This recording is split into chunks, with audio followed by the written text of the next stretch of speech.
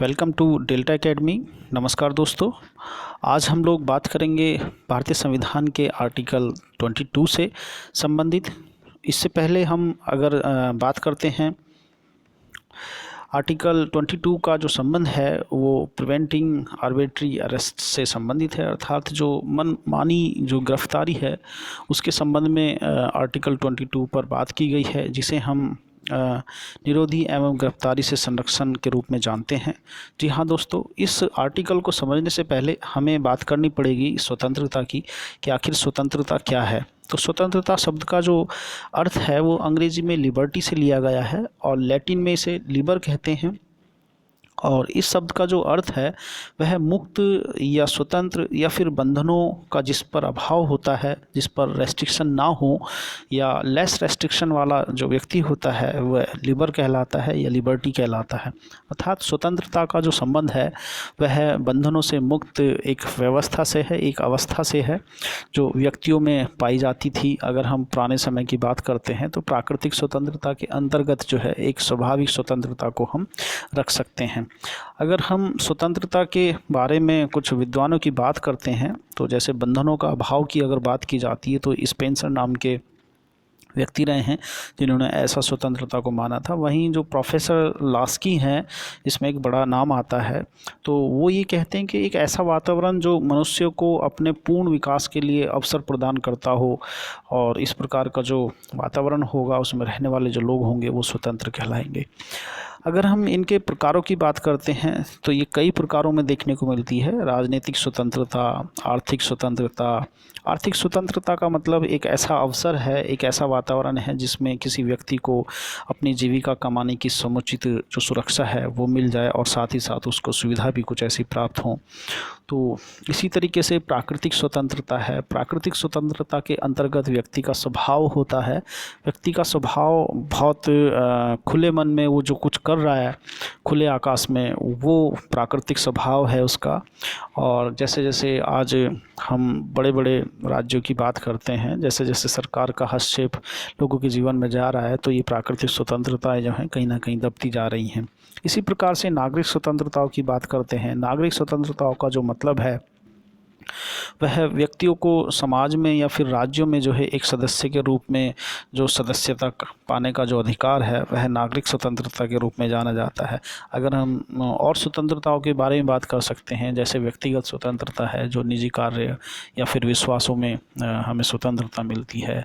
स्वाभाविक जो स्वतंत्रता है जिस पर तिलक या फिर रूसो जैसे व्यक्तियों ने अपने विचार दिए थे कि स्वतंत्रता जो है वो स्वाभाविक होनी चाहिए। इसी प्रकार से सामाजिक स्वतंत्रता है। सामाजिक स्वतंत्रता के अंतर्गत रहकर हम अपने जीवन की सुरक्षा की बात कर सकते हैं, अपने संपत्ति की सुरक्षा की बात कर सकते हैं, आने जाने की या धर्म की स्वतंत्रता की बात कर सकते हैं। ये सब सामाजिक स्वतंत्रता के अंतर्गत आती हैं। इसी प्रकार की जो स्वतंत्रताएं हैं वो सांस्कृतिक स्वतंत्रता है या फिर राष्ट्रीय स्वतंत्रता है। इस प्रकार के और भी हम टॉपिकों पर बात कर सकते हैं। तो बहुत मोस्ट इम्पोर्टेंट है दोस्तों। अगर हम स्वतंत्रता के आगे चलते हैं और देखते हैं कि कोई व्यक्ति अगर अपनी स्वतंत्रताओं को ध्यान में रखते हुए रहे तो वो शायद कानूनी व्यक्ति कहलाएंगे, और अगर वो अपनी स्वतंत्रताओं के आधार पर किसी दूसरे व्यक्ति की स्वतंत्रताओं को हनन कर दे तो वो अपराध कहलाएगा। तो दोस्तों, इसलिए स्वतंत्रता की सीमाएं होनी चाहिए। अगर हम भारतीय संविधान की बात करते हैं तो भारतीय संविधान में बोलने की स्वतंत्रता और अभिव्यक्ति की स्वतंत्रता की प्रतिभूति देता है, लेकिन स्वतंत्रता पर राज्य द्वारा युक्त जो निर्बंधन है वो भी लगाए जाते हैं। और इस प्रकार के जो प्रतिबंध हैं वो कौन से हैं, जैसे मानहानि, यानी कि आप किसी भी दूसरे व्यक्ति की डिग्निटी को जो है ठेस नहीं पहुंचाएंगे। इसी प्रकार से जो कोर्ट की अवमानना है तो वो नहीं कर सकते, यानी कि हमें कोर्ट में अपनी आस्था रखनी होगी। इसी तरीके से शिष्टाचार और सदाचार से संबंधित हैं या राज्यों की सुरक्षाओं से संबंधित हैं, जैसे देशद्रोह उन व्यक्तियों पर लगाया जाता है जो राज्य के अस्तित्व पर या उसकी कोई जो उसके संस्थान है उसमें अपनी आस्था ना रखे, या फिर जो कानून है उसके द्वारा निर्मित वो उस पर अराजक हो जाए। तो इस प्रकार के जो निर्बंधन है स्वतंत्रता को लेकर वो लगाए गए हैं। इसी रूप में जो कोई विदेशी राज्य के साथ मैत्रीपूर्ण संबंध है तो उसके अंतर्गत हम वो रख सकते हैं, या और भी कई प्रकार के हम देख सकते हैं। अपराध को बढ़ावा देने वाली जो अपराध उद्दीपन कहलाते हैं, तो उस प्रकार की जो एक्टिविटी होंगी व्यक्ति की मनमानी जो एक्टिविटी होंगी तो उसके खिलाफ जो है है राज्य इस पर युक्तियुक्त एक निर्बंधन लगा सकता है। लोक व्यवस्थाओं से संबंधित अगर कोई व्यक्ति लोक व्यवस्थाओं में बाधा पहुंचाता है तो वो भी व्यक्ति जो है उसकी स्वतंत्रता को कम कर दिया जाएगा। भारत की संप्रभुता और जो अखंडता है उसको भी कोई नुकसान पहुंचाता है तो उस पर भी जो है ये एक युक्तियुक्त प्रतिबंध लगाए जा सकते हैं। अर्थात हम ये कह सकते हैं सार रूप में कि स्वतंत्रता की जो है सीमाएं होती हैं और ऐसा नहीं कि ये एक अनलिमिटेड होती हैं। तो स्वतंत्रताएं जो होंगी, किसी व्यक्ति को जो लिबर्टी दी जाएगी वो एब्सोल्यूट नहीं होती हैं, बल्कि वो एक जो प्रतिबंध होती हैं उसके अंतर्गत ही स्वतंत्रता को किसी राज्य के अंतर्गत रखा जा सकता है।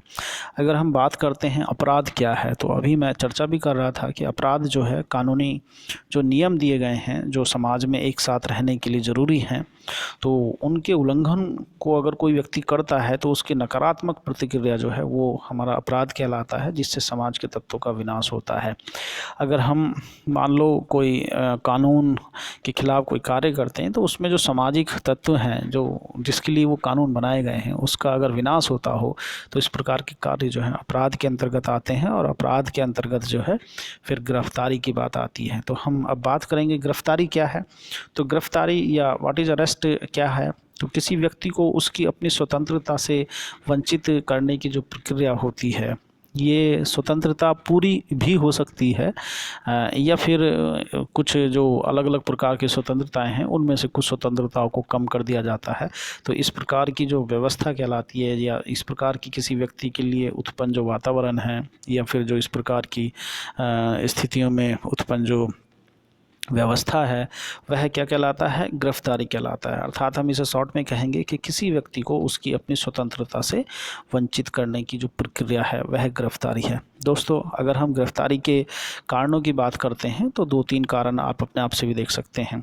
जब हम किसी अपराध की छानबीन कर रहे हों, जो हमारी प्रवर्तन एजेंसियां होती हैं जो लॉ एंड ऑर्डर को मेंटेन करती हैं, अर्थात हम पुलिस बल की बात कर रहे हैं, तो वो किसी अपराध की अगर छानबीन करते हैं तो उस संबंध में किसी व्यक्ति को वो अपराध अगर शक के आधार पर या फिर किसी और कारण से अगर वो किसी व्यक्ति को मान ले कि ये अपराध हो सकता है तो उसे गिरफ्तार किया जा सकता है। या फिर किसी अपराध को घटाने के लिए कई बार जो है गिरफ्तारी दी जाती हैं, या व्यक्तियों अथवा व्यक्तियों की हानि को रोकने के लिए भी जो है जैसे कहीं प्रदर्शन है या कोई आंदोलन है तो उसके मूवमेंट को कम करने के लिए व्यक्ति या फिर किसी व्यक्ति को कोई धमकी दे रहा है तो इस प्रकार की जो हानियां होती हैं उनको रोकने के लिए जो है गिरफ्तारी की व्यवस्था की जा सकती है। तो दोस्तों, मोटा मोटी जो है 2-3 प्रकार हो सकते हैं गिरफ्तारी के।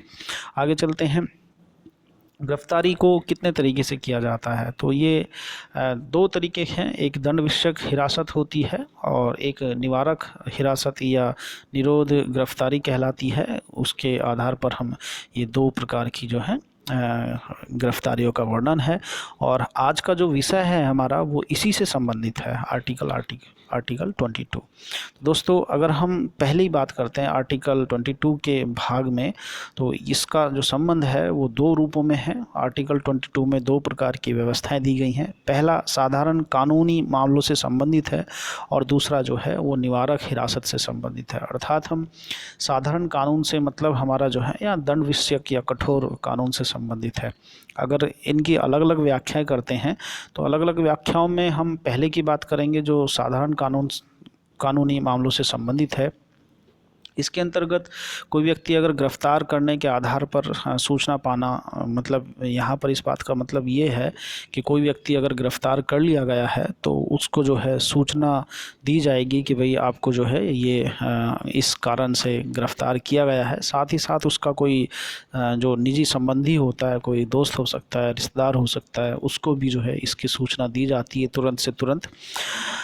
और दूसरा जो इसके अंतर्गत रखा जाता है वो विधि व्यवसाय से परामर्श करने का अधिकार होता है। जो गिरफ्त में व्यक्ति है तो वो मांग कर सकता है उस समय पर कि भाई हमें जो है एक वकील प्रोवाइड कराया जाए, विधि व्यवसाय प्रोवाइड कराया जाए, ताकि वो अपनी प्रतिरक्षा कराने का अधिकार सुनिश्चित कर सके। इसी रूप में कोई मजिस्ट्रेट है उसके समक्ष पेश होने का अधिकार है। जनरली जैसे अगर हम साधारण विधियों के अंतर्गत बात करते हैं तो उसमें 24 घंटे के अंदर जो है जो हमारे दंड अधिकारी हैं, जो मजिस्ट्रेट हैं, उनके सामने पेश होने का अधिकार होता है एक गिरफ्तार व्यक्ति के साथ। साथ ही साथ ये जो सामान्य कानूनी से संबंधित मामले होते हैं वो एक बेलेबल कानून होते हैं और इसमें 24 घंटे के अंदर जो है रिहा करने की एक अपील की जा सकती है। तो मजिस्ट्रेट द्वारा जो है बिना अतिरिक्त किसी डिटेंशन के 24 घंटे में रिहा करने का वो अधिकार रखता है, यानी कि जमानत का अधिकार होता है। तो इस प्रकार की ये साधारण व्यवस्थाएं हैं साधारण कानून के संबंध में जो आर्टिकल 22 के अंतर्गत आती हैं। आगे हम अगर बात करेंगे दूसरे भाग की, तो जिसमें हम निरोध कानून या फिर अभी हम बात कर रहे थे कि जो एक तरीके का डिटेंशन हिरासत है उसके बारे में, तो उसमें बिना एक मतलब उसमें 3 माह तक का एक समय होता है कि 3 माह से ज़्यादा तक हम उसे हिरासत में नहीं रख सकते हैं। और इस प्रकार की जो कार्रवाई की जाती है वो सुरक्षा से संबंधित या फिर दूसरे उसमें होते हैं। और इसमें जो है नागरिक और विदेशी दोनों लोगों को ये उपलब्ध कराया जाता है। ये आर्टिकल 22 का दूसरा भाग है और उन व्यक्तियों को सुरक्षा प्रदान करता है जिन्हें कोई दंड विषयक कानून के अंतर्गत गिरफ्तार किया गया हो। तो दोस्तों इसमें जो व्यक्ति की हिरासत है वो 3 माह से ज़्यादा नहीं बढ़ाई जा सकती है और अगर बढ़ानी होगी तो हमें एक सलाहकार बोर्ड से इसमें जो कारण होता है वो जानना होगा, यानी कि अगर 3 माह से अधिक की गिरफ्तारी बढ़ानी है तो इसके लिए एक सलाहकार बोर्ड नियुक्त किया जाता है। या फिर अगर हम बात करते हैं तो बोर्ड में उच्च न्यायालयों के न्यायाधीश होते हैं और वो उस आधार पर निर्धारित करते हैं किसको बढ़ाया जाए। जो डिटेंशन का आधार है वो संबंधित व्यक्ति को बताया जाता है इसके अंतर्गत, हालांकि सार्वजनिक हितों के विरोध में इसे बताना आवश्यक नहीं होता है। अगर हम बात करेंगे इसके आधार की ओर, तो निरोध वाला जो डिटेंशन व्यक्ति है उस व्यक्ति को यह अधिकार है कि वह डिटेंशन के आदेश के विरुद्ध अपना प्रतिवेदन दे सकता है। दोस्तों आपको पता होगा कि संसद ने जो है इसके संबंध में जो हिरासत संबंधी वैधानिक शक्तियां हैं उसकी अगर हम बात करते हैं तो इस संबंध में संविधान ने संसद और विधानमंडलों को शक्तियां विभाजित की हैं। अगर रक्षा से संबंधित बात हो या विदेशी मामले से संबंधित कोई बात हो या फिर भारत की सुरक्षा के संबंध में बात हो, तो इसके संबंध में जो संवैधानिक कोई जो नियम होगा या नीति निर्धारित होगी वो संसद के पास होगा और इस प्रकार के संबंध में संसद जो है कुछ निवारक हिरासत अधिकार बना सकती है, डिटेंशन एक्ट वो लागू कर सकती है, जिसे हम निरोध निवारक अधिनियम भी कहते हैं। साथ ही आवश्यक वस्तुओं की आपूर्ति से संबंधित कोई बात हो या फिर कोई सार्वजनिक व्यवस्था से संबंधित कोई बात हो या फिर राज्यों की सुरक्षा के मामले में हो, तो इसमें दोनों को राइट्स है, संसद को भी और राज्यों की विधानमंडलों को भी।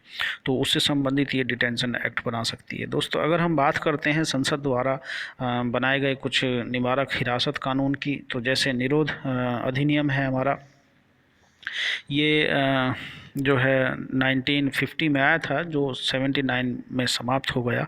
इसी के साथ मीसा आया, MISA मीसा, जो आंतरिक सुरक्षा अधिनियम था, ये 1971 में आया था और इसे जो है 1978 में निरस्त कर दिया गया। आप लोगों को पता हो तो ये अधिकतम 2 वर्ष तक बढ़ाए जा सकते हैं और उसके बाद स्वतः निरस्त हो जाते हैं। इसी तरीके से एक ये कोपास जो कॉफ़ी पोसा करके था, जिसे हम विदेशी मुद्रा का संरक्षण और व्यवसान निवारण अधिनियम कहते हैं, ये 1974 में आया था। और राष्ट्रीय सुरक्षा अधिनियम, जिसे नासा के रूप में जानते हैं, नेशनल एक्ट फॉर सिक्योरिटी से संबंधित, ये 1980 में आया था। इसी तरीके से चोर बाजारी निवारण और आवश्यक वस्तु प्रदाय अधिनियम आया था जो 1980 में आया। आतंकवादी और विध्वंसक क्रियाकलाप निवारण अधिनियम, जिसे हम टाडा के रूप में जानते हैं, ये 1985 में आया था, जिसे 1995 में समाप्त कर दिया गया था। इसी तरीके से व्यापक औषधि और मन प्रभावी पदार्थ निवारण अधिनियम आया 1988 में। पोटा बहुत फेमस रहा, आतंकवाद निवारण अधिनियम पोटा, तो ये 2002 में आया था, जिसे 2004 में समाप्त कर दिया गया था। और अभी हाल ही में UAPA की चर्चा चलती है, तो अनलॉफुल एक्टिविटीज़ प्रिवेंशन एक्ट 2019 में ये आया। और आपको पता हो तो ये 1967 में भी इसी रूप में आया था, तो UAPA, और ये दोबारा 2019 में लागू किया गया। तो इससे संबंधित कुछ सांसद हैं जिन्होंने ये मकोका, यूपी कोका, इस टाइप के और भी जो स्टेट द्वारा बनाए गए निवारक अधिनियम हैं उनसे भी संबंधित क्वेश्चन पूछे जाते रहते हैं। दोस्तों आगे चलते हैं। अगर हम बात करेंगे निवारक अधिनियम की, तो ये मनमाही जो मनमर्जी की गिरफ्तारी होती है उससे संबंधित सुरक्षा प्रदान करते हैं किसी व्यक्ति को, और ऐसी स्वतंत्रता आर्टिकल 22 में दी गई है। और आप लोग इसमें समझ चुके होंगे कि गिरफ्तार करने वाले जो व्यक्ति है उसके समक्ष कुछ जिम्मेदारियाँ रखी गई हैं कि वो क्या क्या जिम्मेदारियाँ दे सकता है। तो आप लोग इसे अच्छे से तैयार कर लेंगे, कई बार क्वेश्चन इससे पूछे जाते रहते हैं। और मुझे पूर्ण आशा है कि आपको आर्टिकल 22 एक स्पष्ट रूप से समझ में आया होगा। इसी प्रकार की रोचक जानकारी के साथ हम पुनः एक नई क्लास में उपस्थित होंगे। तब तक के लिए अपना ध्यान रखें। Bye bye, take care, bye.